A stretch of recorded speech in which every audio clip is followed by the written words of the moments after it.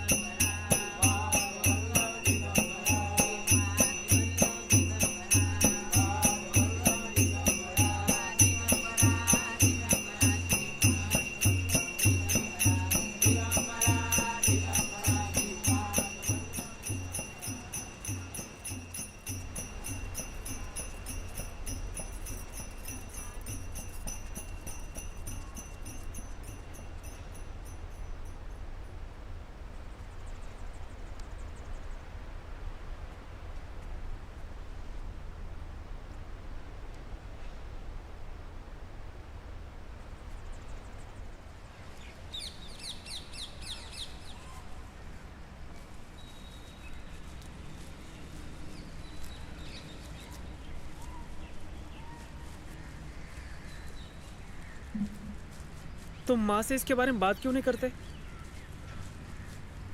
वो भगवान की सेवा में इतनी डूब गई है कि उसको पता भी नहीं है वो गलत कर रही है।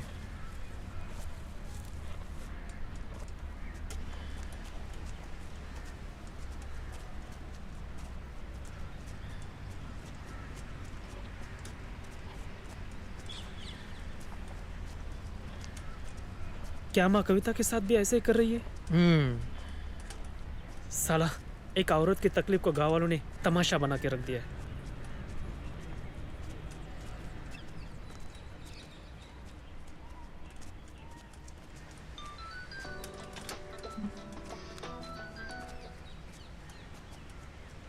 हेलो साले साहब, आप मामा बन गए हो। आपकी बहन बहुत खुश है। और हाँ, ये बात माँ को भी बता देना।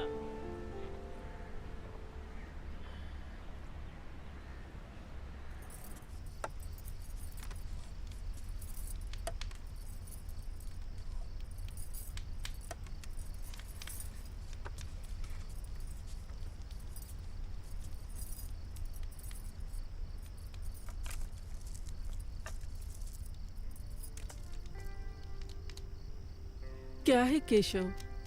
जब से काम से आया है किसी से बात क्यों नहीं कर रहा है?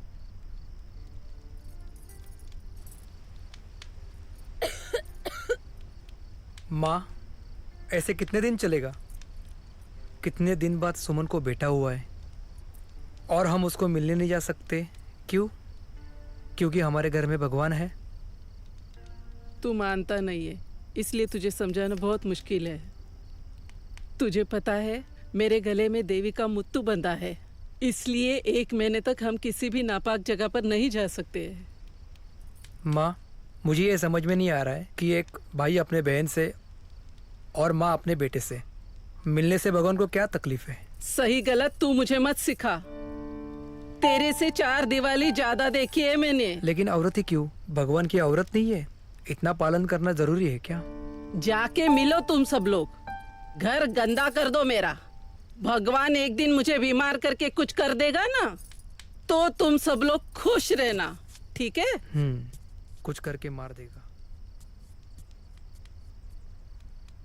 ये आदमी की जात है, इनको ये सब समझ में नहीं आता है। पर तुम दोनों ध्यान देना हमेशा, और जो हजारों सालों से चला आ रहा है वो गलत थोड़ी होगा। और मेरी बात को गलत मत समझो तुम लोग, भगवान के आगे कुछ नहीं है, इसलिए मेरे बात भी तुम लोगों को ये पालन करना होगा। केशव ये कभी भी नहीं समझ पाएगा, इसलिए तुम दोनों को ये ख्याल रखना होगा हमेशा। खुद तो भगवान को नहीं मानता है और मुझे सिखा रहा है। ये केशव भी ना। तो तू 1 महीने के बाद जाएगा क्या? पता नहीं माहवारी में एक औरत ही एक औरत की सबसे बड़ी दुश्मन क्यों बनी है। भगवान करे मेरी कविता को एक ऐसा घर मिल जाए जहाँ वो बहुत खुश रहे और जहाँ ऐसी प्रथा ना हो। और पूरा गांव तुझे नास्तिक समझता है। अपनी बीवी और बहन के लिए भगवान के खिलाफ होना अगर नास्तिक है तो हूँ मैं नास्तिक। पर एक बात है, एक माँ अपनी बेटी को कुछ दे ना दे, एक गंदी सोच जरूर देती है कि वो हर महीने में 5 दिन अपवित्र होती है।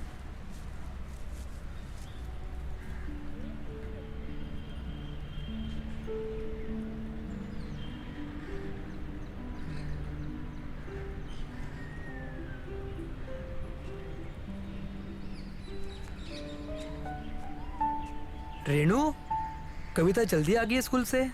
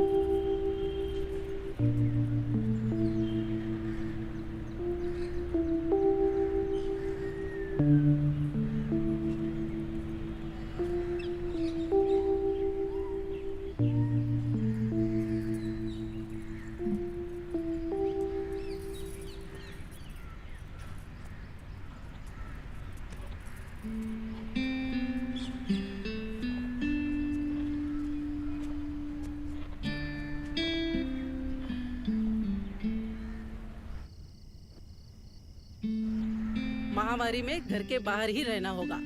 देवी को ये सब नहीं चलता है।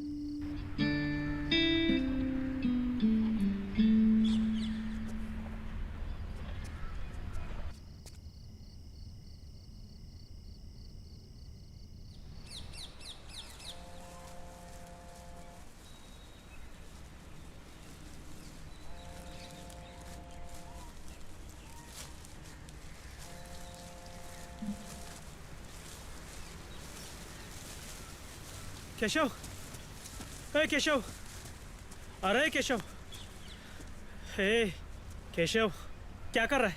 फोन आ रहा है कब से भाभी का? ले बात कर, कुछ अर्जेंट लग रहा है। जल्दी घर पर आओ, बच्चा बहुत रो रहा है दूध के लिए, मेरे पीरियड शुरू हुए हैं। ये ले, कल मिलता हूँ, थोड़ा अर्जेंट है।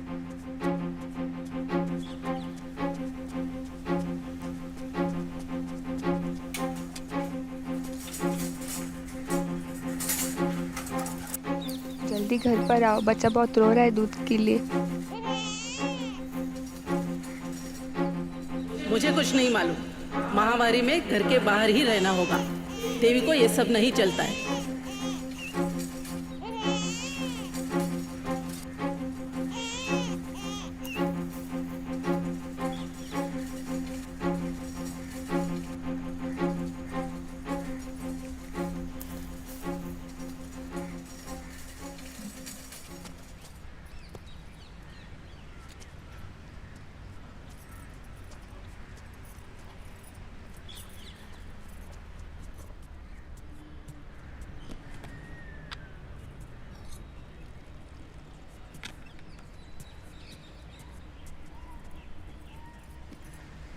माँ और कविता कहाँ है?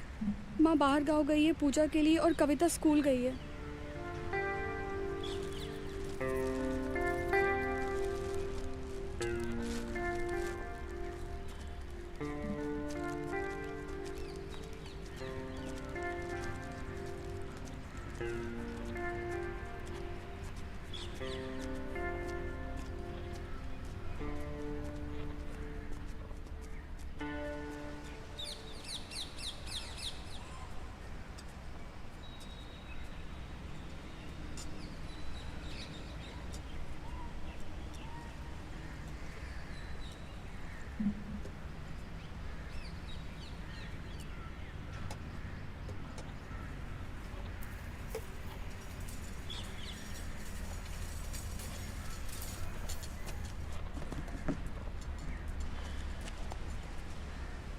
आपको ग्राम पंचायत में बुलाया है।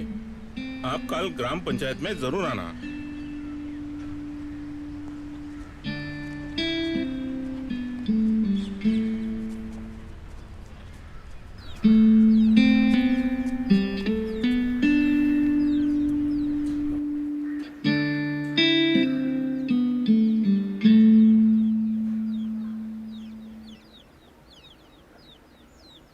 देखो केशव, जैसे कि हमें पता चला है आपकी माँ की हालत अभी ठीक नहीं चल रही है। देखो केशव, इसलिए आज हम लोग इसी के बारे में बात करने के लिए इधर जमा हुए हैं। और केशव, इनको तो आप जानते ही है, ये आपके माँ के गुरुजी है। भगवान न करे माँ को कुछ हो जाए तो माँ के बाद भगवान की सेवा कौन करेगा? क्योंकि भगवान ने अभी तुम्हारे घर को चुना है सेवा के लिए। माँ के बाद तुम्हें ही उनकी सेवा करनी पड़ेगी। देखो केशव, ऐसे शांत रहने से कोई फ़ायदा नहीं है। आज नहीं तो कल किसी न किसी को देवी की सेवा करनी ही होगी। मैं अपने आप को इस सेवा के लायक नहीं समझता हूँ। पालन तो घर में से ही किसी एक को करना होगा। अगर तुम्हें लगता है तुम इसके लायक नहीं हो तो तुम्हारे बीवी को इस देवी का पालन करना होगा। लेकिन केशव बेटा, अगर तुम्हारी पत्नी ये देवी का मुंह अपने गले में बांधती है तो तुम्हें अपनी पत्नी को अपनी माँ की नज़र से देखना होगा, ना कि अपनी पत्नी की नज़र से।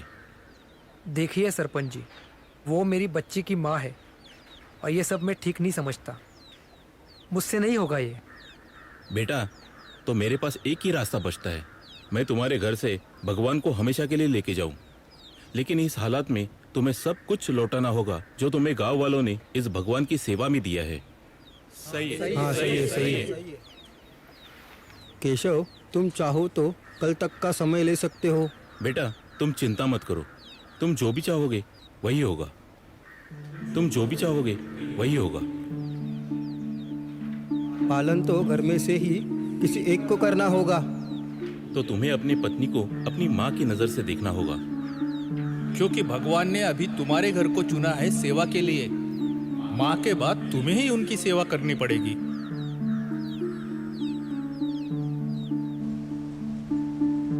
लेकिन इस हालात में तुम्हें सब कुछ लौटाना होगा जो तुम्हें गांव वालों ने इस भगवान की सेवा में दिया है।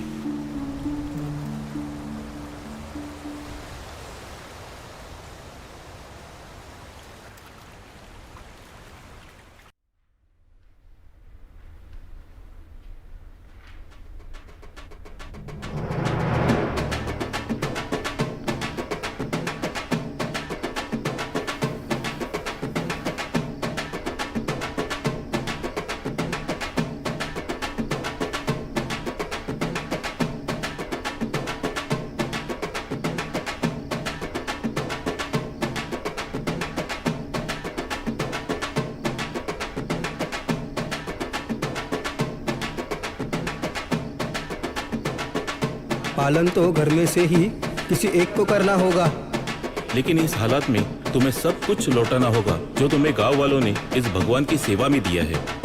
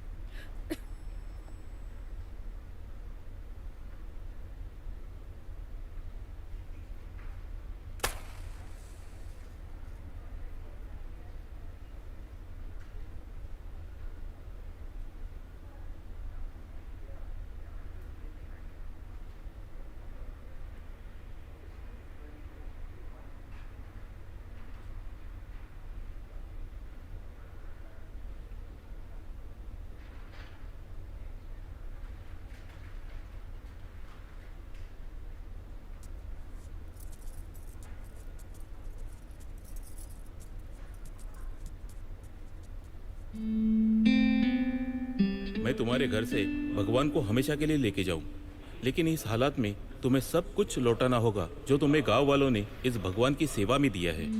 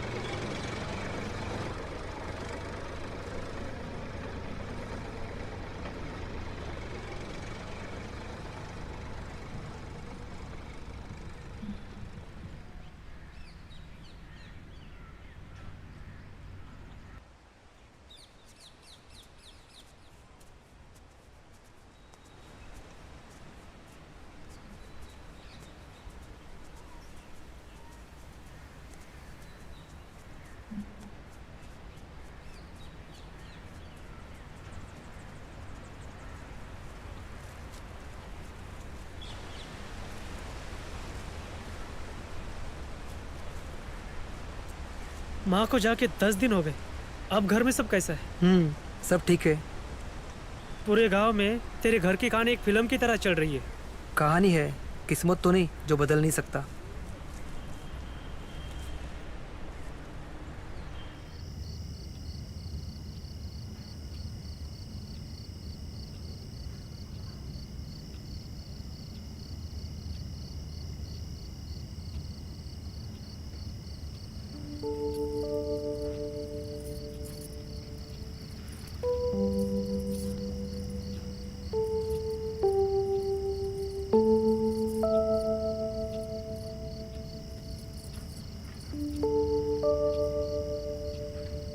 और मेरी बात को गलत मत समझो तुम लोग, भगवान के आगे कुछ नहीं है। पर तुम दोनों ध्यान देना हमेशा, और जो हजारों सालों से चला आ रहा है वो गलत थोड़ी होगा। ये आदमी की जात है, इनको ये सब समझ में नहीं आता है।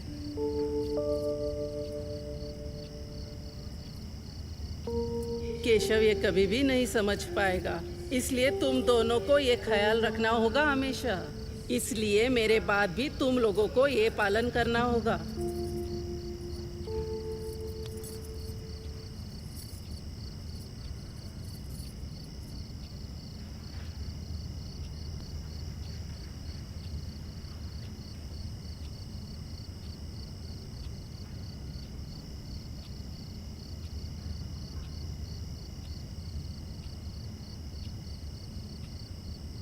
क्या हुआ?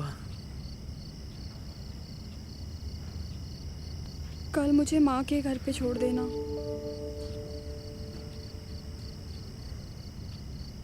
अभी तो देवी भी नहीं है ना घर में, तो फिर क्यों जाना? घर में मंदिर तो है ना, तो फिर भगवान भी है। कल मुझे अपने माँ के घर पे छोड़ के आप वहीं से काम पे चले जाना।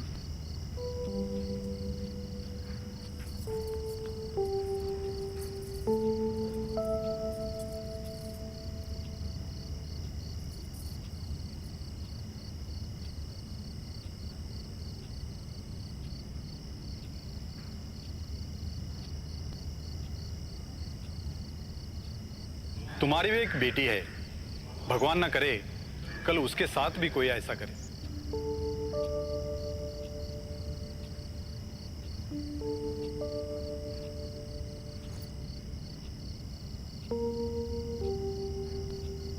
देखो केशव के घर फिर से 5 दिन का टेस्ट मैच शुरू हुआ। तुम्हारी भी एक बेटी है।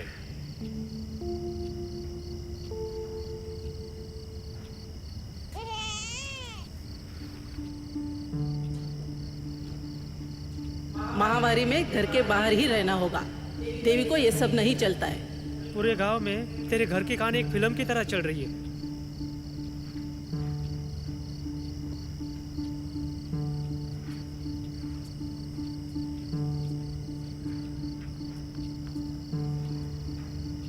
घर में मंदिर तो है ना, तो फिर भगवान भी है।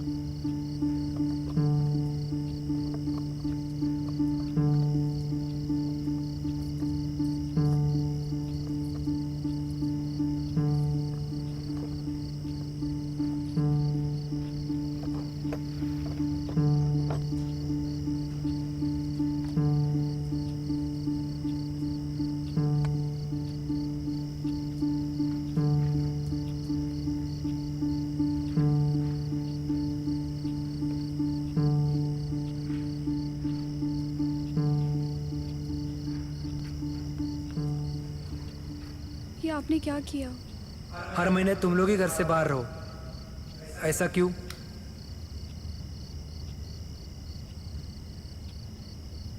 भगवान भी तो 5 दिन के लिए घर के बाहर रह सकता है ना।